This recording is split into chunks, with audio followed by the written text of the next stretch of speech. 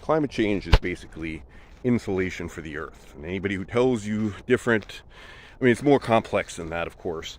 But I mean, the analogy works, and it boils down to pretty much being that.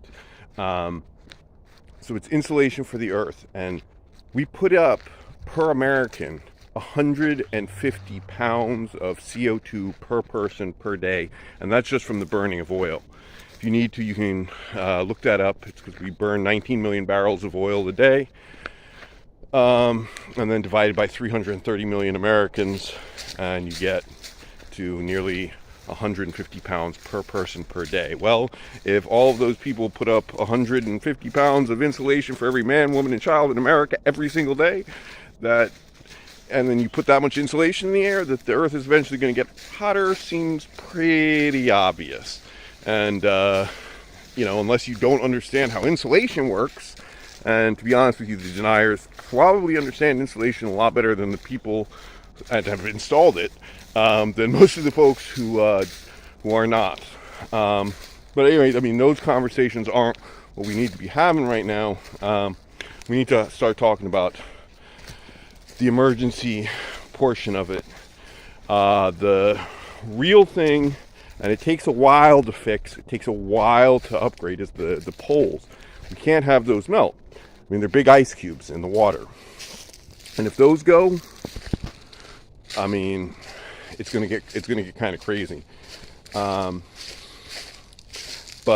in terms of conspiracy and all kinds of other things, I mean, first of all, conspiracy amongst businesses has been known since the 1700s. The Wealth of Nations, Adam Smith, he talks about how no sooner do you get a group of men in the same room in the same industry than the talk turns to conspiracy of how to raise prices against the public.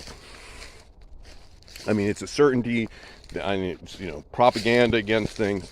So right now we're getting inundated with it because it's literally trillions of dollars. Like, people are talking about the scientists and their money flow.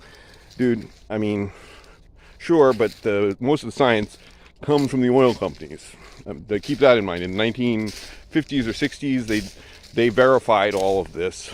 The other thing you should know is, too, like, when they talk about this is some sort of new thing, and even some climate people talk about this, like, most of the equations to work out how this works in a simplistic form, not taking into account everything, but how the physics work, was done in 1896.